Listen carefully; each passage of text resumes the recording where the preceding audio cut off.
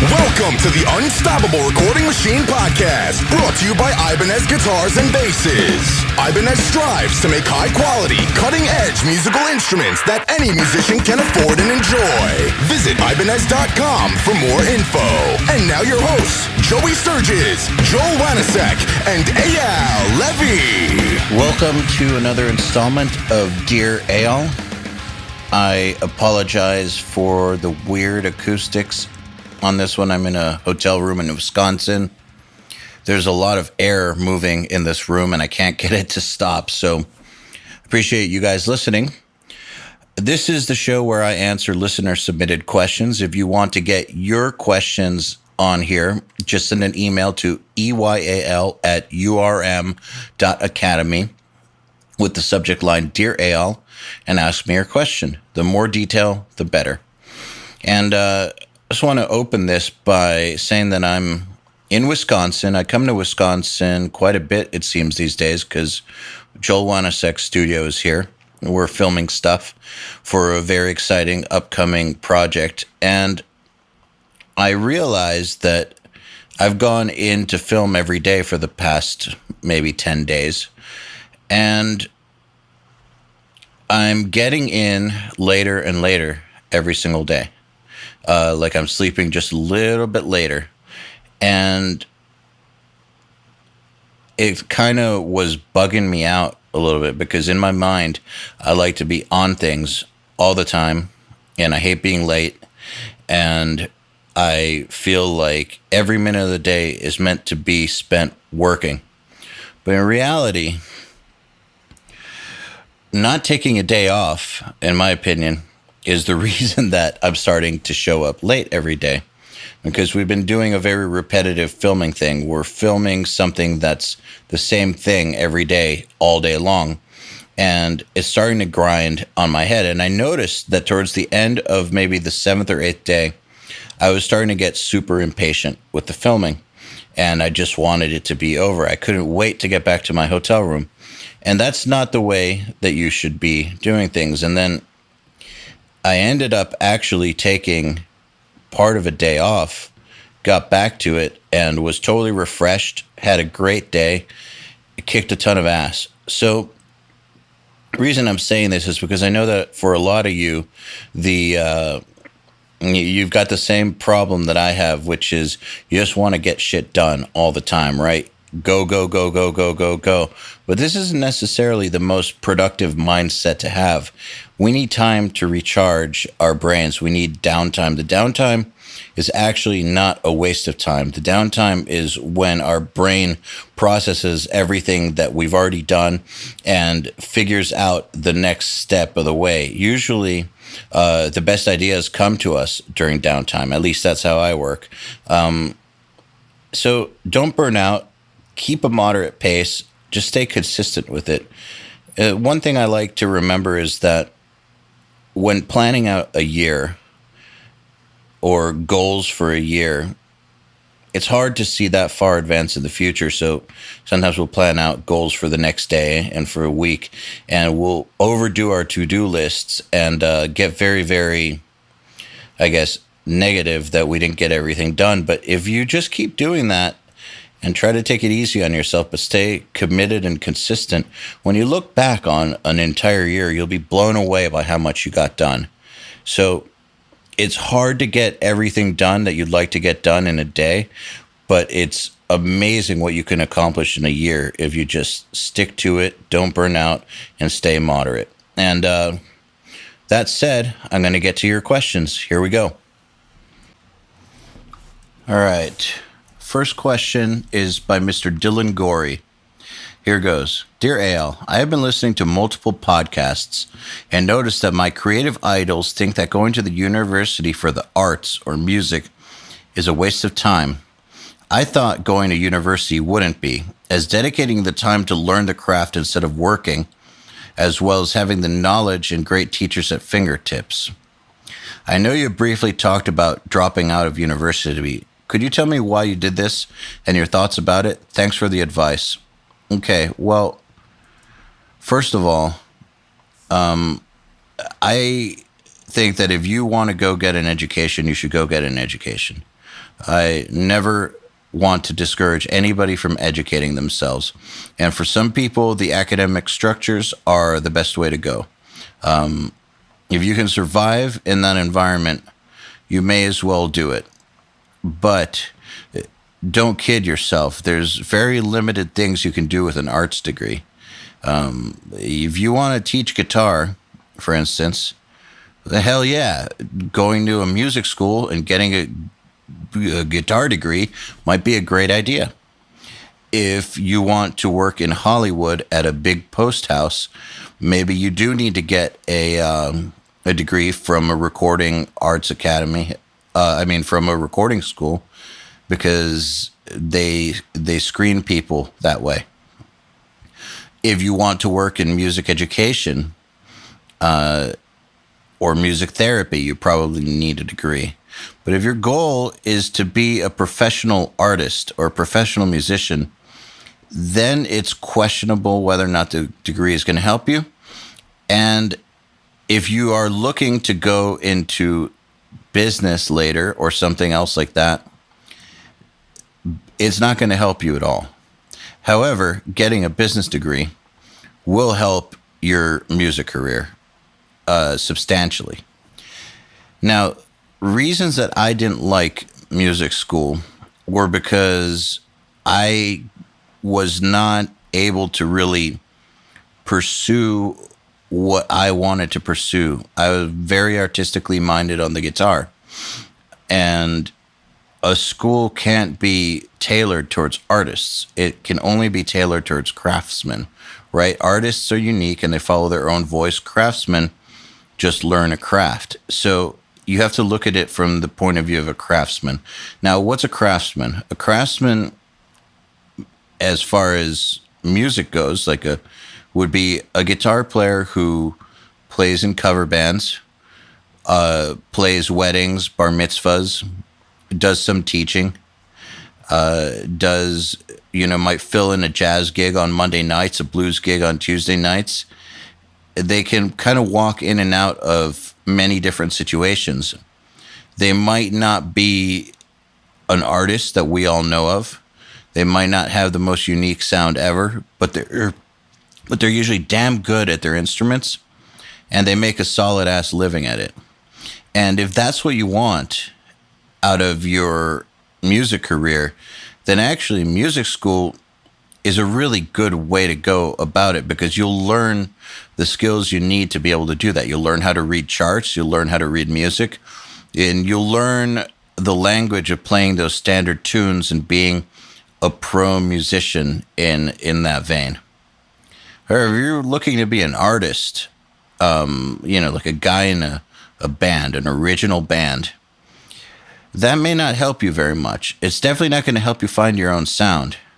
And the kinds of things that you need to do to become successful as an artist, you kind of need to figure out on your own. I mean, sure, it helps to get as good as possible, but we only have 24 hours in a day, and you have to choose what you're going to dedicate yourself to.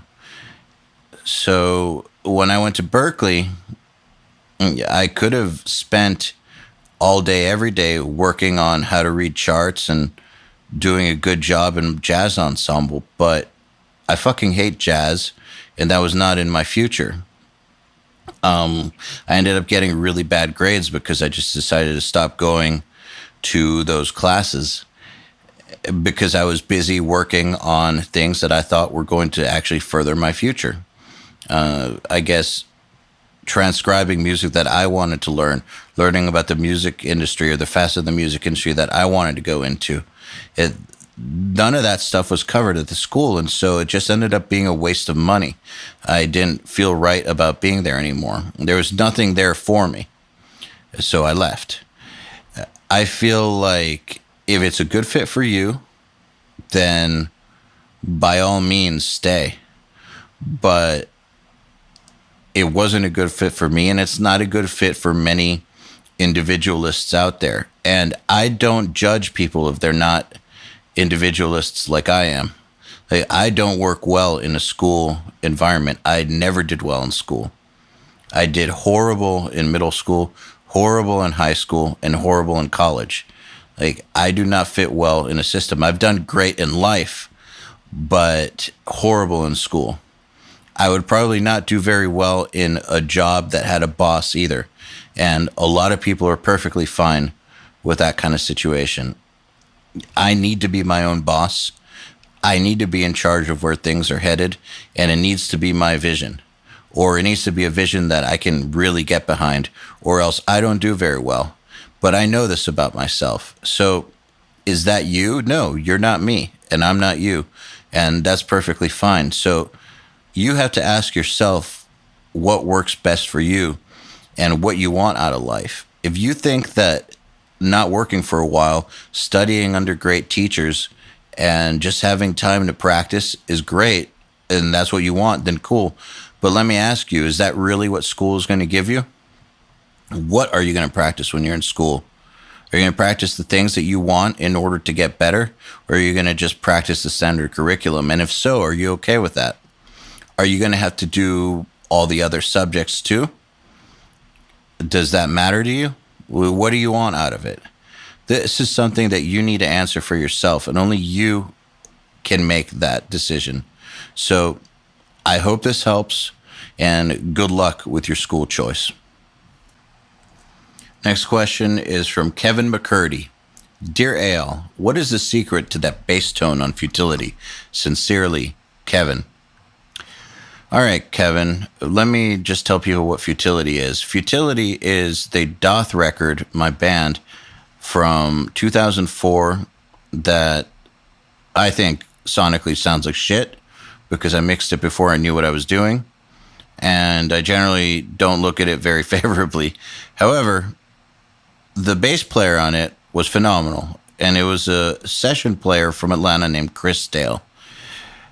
He came in and basically played the stuff by ear and just did it. Now, he played with his fingers. And at the time, I didn't know anything about recording metal bass, so I just went with it, and he was really good. And he also used a fretless, I believe, at times. And he just did his thing. I have no idea what the secret was to the tone because I totally forgot what we did. However, I can tell you that he is one of the best bass players I have ever worked with in my entire life. He's one of those guys who, once he starts playing, suddenly the groove is established. The bottom end is there. And in metal, there aren't very many bass players who provide that. So I would say that he's a real bass player. And that tone, whatever it is that you like about it, was mainly in his hands because I did not know what the hell I was doing bass tone wise back in 2003 when we recorded this. I thought that we would do something special for the next question because that's what I like to do for you guys. I love you guys. Anyways, if you listen back a few episodes, we had badass manager and entrepreneur Mr. Mike Mowery on, just talking about the record industry and things that bands should do to get ahead and to make themselves noticed. And one of our subscribers submitted a question for him. He actually submitted it to me, but I thought that it would be better to ask Mike. And so Mike recorded a response, and I'll play it after the question. So here's the question, and this is from Charlie Sandberg. On the podcast episode with Mike Mowery, he mentioned that lyric videos are becoming passé. My band is about to drop our first single, and we had talked about doing a lyric video and pushing that on social media to get better reach for our band. Are there other alternatives we should look into for social media content? One of our members is really good with video, and I'm the audio guy. Is it too early as a local band with under 500 Facebook likes to do a full-on music video? Any ideas help? Thanks in advance, Charlie Sandberg. Hey, Charlie. Thanks for your question. And it's awesome that your band is about to drop your first single. And I think that lyric videos are completely fine. I was referencing the fact that sometimes artists prefer not to use them any longer, and they opt for something more like a visualizer, which could be the manipulation of the artwork.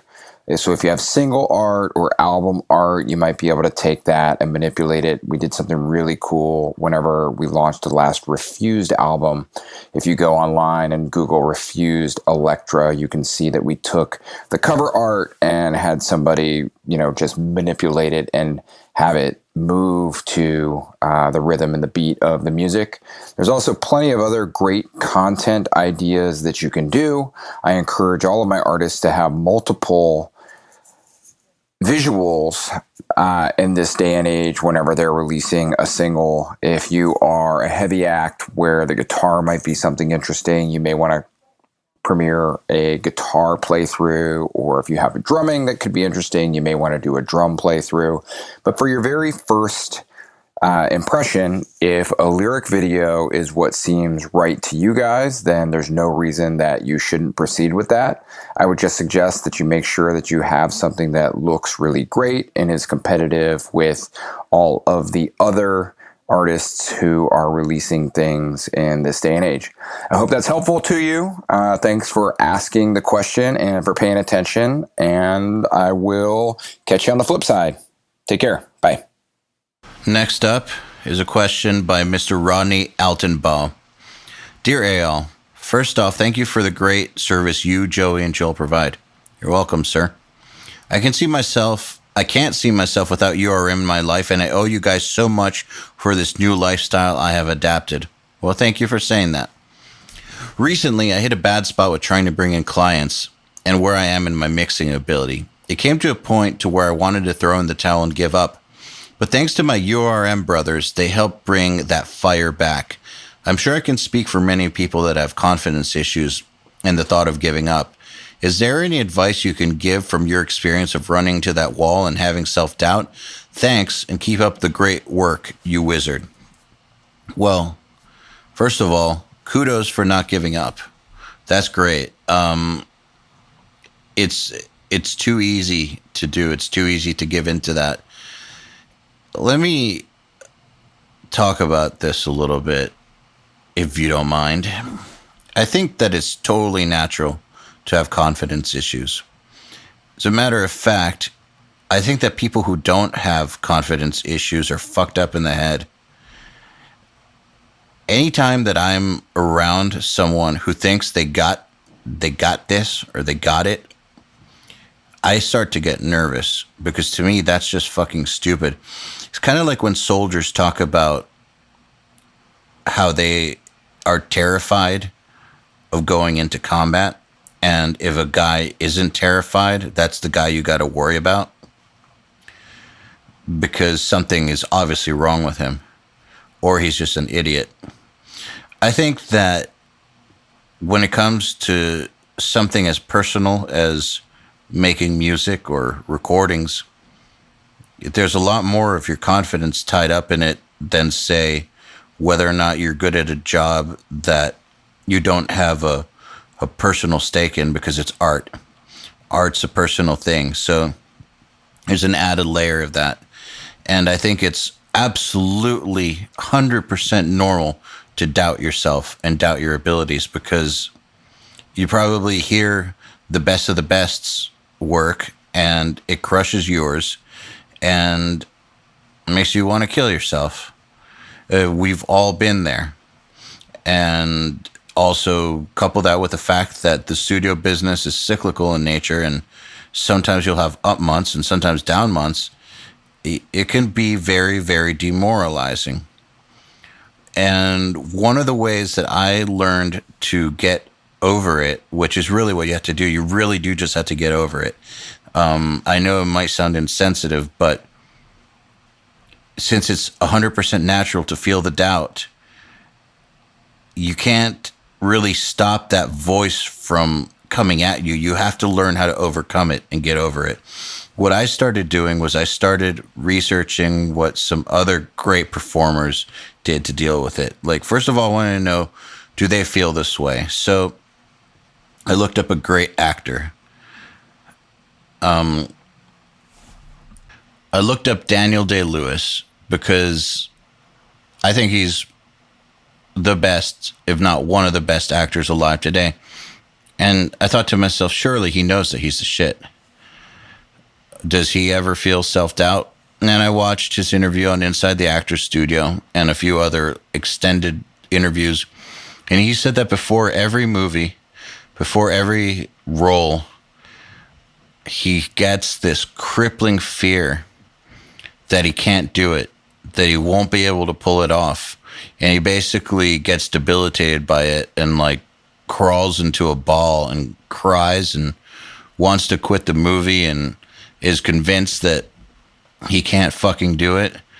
And then he gets over it, picks himself up, and goes and does the job. I remember, and I don't really like this movie, but it just comes to mind, this movie Collateral with Tom Cruise.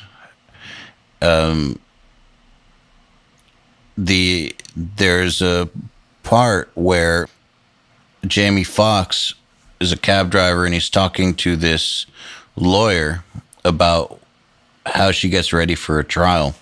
And apparently she's like this big badass lawyer. And every night before the first day of a trial, she pulls an all-nighter and has basically a mini panic attack. Thinks that everything is wrong, that she's going to fuck up everything, that people are going to see that she's a complete fraud and that she doesn't belong there, and they're going to see all the holes in her case. And she redoes her opening statement and figures out the exhibits and goes in and kicks ass. And I thought that that was a really, really cool way to put it. You think about it, a lot of performers vomit before they go on stage because they're so damn nervous. And I think that that lack of confidence is a lot like stage fright. And you just need to do what you got to do to get over it. For me, it was finding out that everybody feels it. Everybody who has something to lose feels it. And studying what it is that top performers did to get past it. I just started doing those things because look, man, that voice will haunt you and there's nothing you can do about it. We all get it in the middle of the night or whenever, telling us that we suck or we're not good enough or that the idea is stupid or that it'll never get better or that this is the last good time that we're going to have. And, you know, it's real. The struggle is real when it comes to that. Some of us have it worse than others, but the idea, you have to learn how to turn that voice down, not let it take control, and how to get past it. How you do it is up to you. I just told you how I did it. Again, for me, it was researching what other great people did. How you do it is all on you, buddy, but you got this. Next question is from Andres Ramirez. As a producer and guitar player, do you think we are seeing the end of tube technologies and analog in general? I'm asking because every year digital technologies get better and better. And I don't really see a point of buying extremely expensive tube amps if I can just use a modeler instead. Greetings from Colombia. Regards, Andres Ramirez. Good question. Well, first of all, I was just filming something and we have a Mesa, a dual rec in the room with a recto cab, and we're also using an amp sim. And when you hear the dual rec in the room being played compared to the amp sim, it just swallows it whole. It's not even funny. It just obliterates it. However, we should all know that what a guitar sounds like in the room by itself is not what a guitar sounds like in a mix or live in a venue. It almost doesn't matter what it sounds like by itself. And we all know by now that so many great sounding records have been made with Sims and so many big bands play with digital technology live. So my opinion on it is that yes, there will come a day when tube technology and analog are no longer a part of our lives. I don't know when that's going to be, but as more and more generations are born into a digital world where cell phones and smartphones are just a part of how they live, and the internet being what it is just a part of how they're raised. When that generation is adult I don't really see what room there will be for analog gear. More and more analog guys are going towards digital only. There's less and less sales of analog gear, and workflows are demanding faster and faster and faster turnaround times. With that, digital technology is just getting so much better. It's made so many advancements in just the past 5 years. Amp sims, for instance, they sound so much better than they ever have. It just keeps getting better. Yes, I definitely think there will come a point where we will be in a digital-only music world. And I don't fear that world. I think it'll be just fine. Now, I know that some people might hate me for saying this, but look, I'm not saying you do bad work on analog or that it's bad. It sounds great. In some ways, it sounds better. But I do think that eventually everyone who uses it is going to get old and die. And there's not going to be enough need or enough demand for it, except for maybe the most niche and elite of circles, to where it's going to make sense to keep producing it. So yeah, maybe the old stuff will keep getting sold and resold and resold. But I think it might turn into extreme collector type stuff, like old airplanes. You know, there are guys who like to fly World War II era planes, and more power to them. They love it. They restore them. They fly them. They have air shows with them, and that's cool. I have a feeling that at some point, boards will be something like that. We're not quite close to that yet, but I do see things going in that direction. And to answer your question about spending all your money on a tube head, well, I've spent a lot of money on tube heads that I never use anymore. Like, I spent like $3,000 on my Bogner Ecstasy, and it just sits there, and I never use it. I've gotten so much more use out of my Kemper or out of amp sims, but that's not to say that the Bogner Ecstasy isn't a fantastic amplifier, because it is a fantastic amplifier. I might sell it one day, though. And, you know, if anyone wants to pay me $3,000 for a Bogner Ecstasy, you know where to email me. Here's a good one. Dear Eyal, I've been re-listening through all the podcasts, and in episode 2, in the middle of discussing a nightmare project that kept taking longer and longer, you mentioned, my engineer and myself figure out some cool stuff to do with drum programming and real cymbals, and you mentioned having to schedule a drum session as a result. Could you elaborate on what this involved? Was it a case of hiring a session drummer, but only to play cymbal parts over top of the band's MIDI drum, or recording something? Many thanks indeed. That's from Michael McDonald. Memories. You bring back some memories. Okay. So there was a time period where I was getting shitty drums after bad programming, after shitty drummer, after shit, just shit and more shit and just fucking shit in the drum department.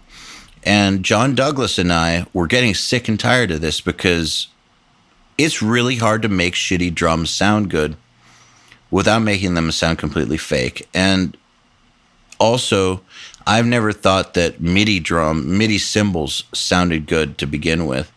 And we were just getting all these mix projects with programmed drums or really badly recorded drums, and we just got sick and tired of it. And I had a great drum room, and both of us are talented guys, and we just decided, what if we just play all the cymbals over the sampled drums, because we were going to sample their shitty drums anyways, right? Or what if we recorded a bad drummer who played shitty cymbals and stuff? We were going to sample the drums anyways, right? Well, one of the hardest things to get right are the cymbals. So we figured, why don't we just play it? So we would set up a set of cymbals in the drum room and maybe some drum pads so that we could hit those. We mic'd them up like usual. We got really, really good sounds.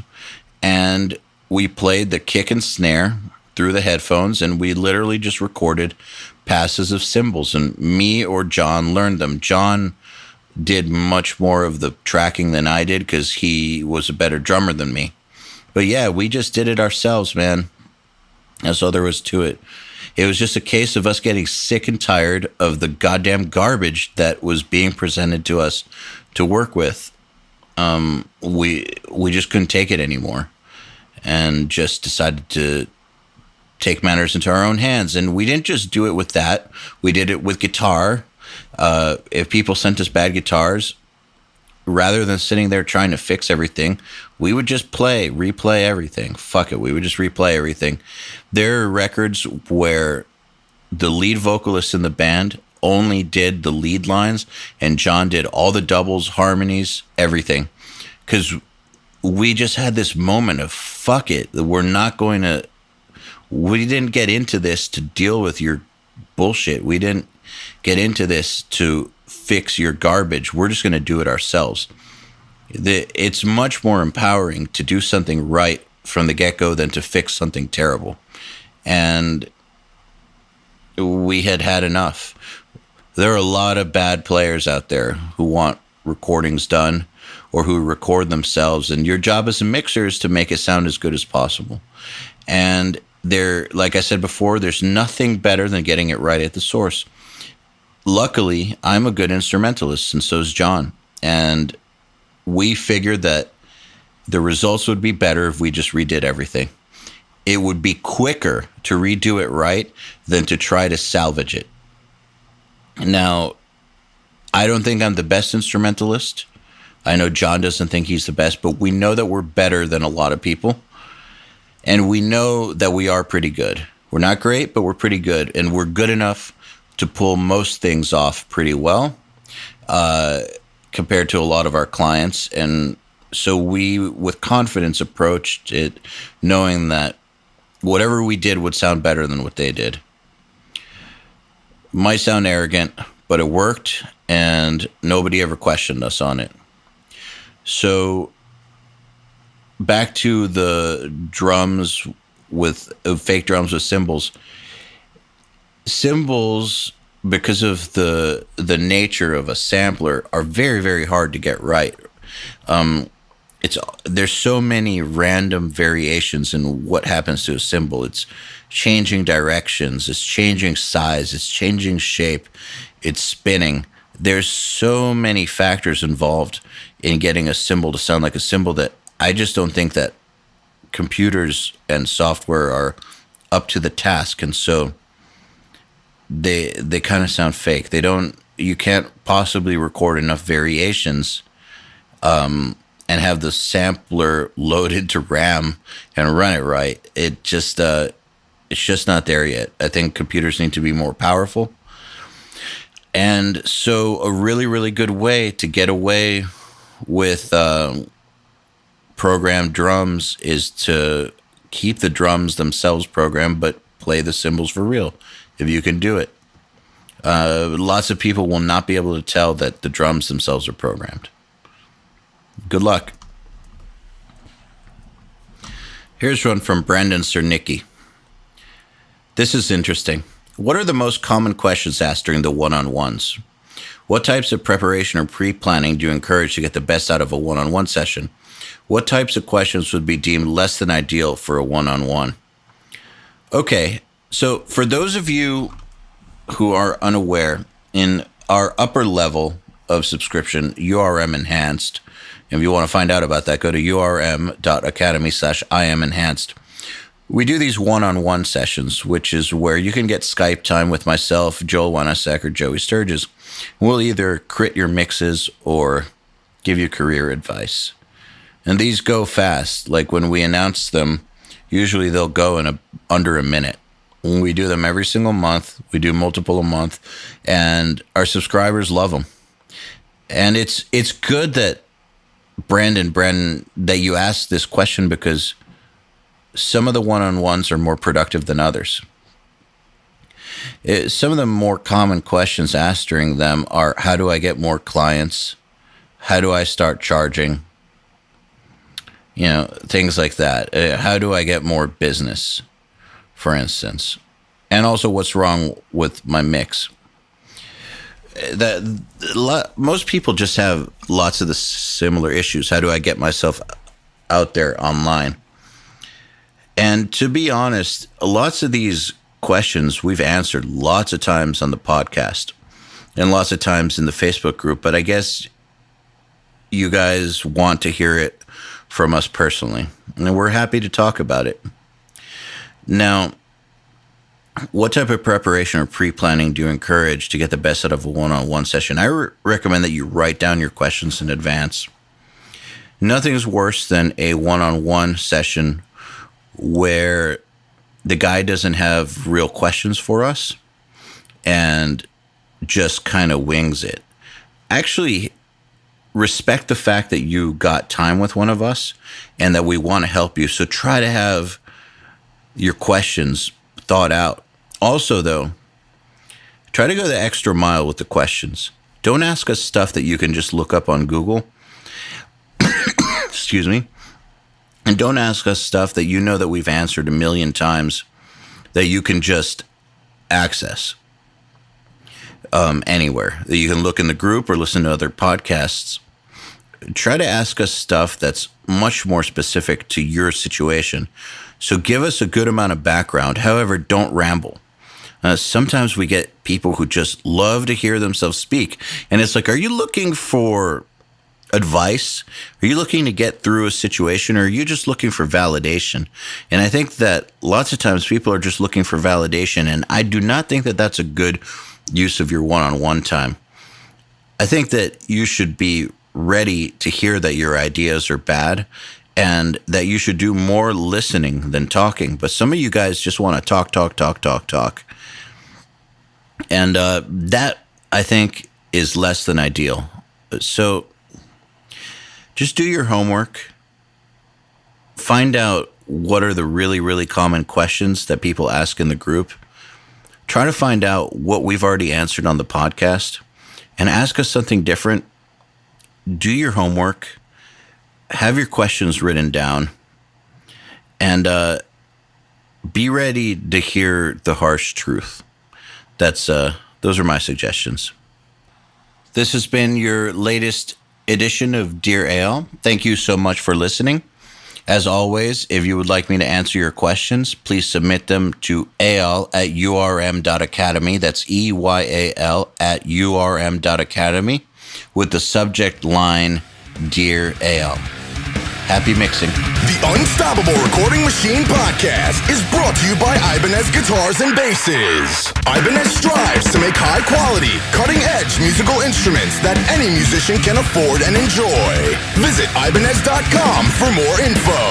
To ask us questions, make suggestions, and interact, visit urm.academy/podcast and subscribe today.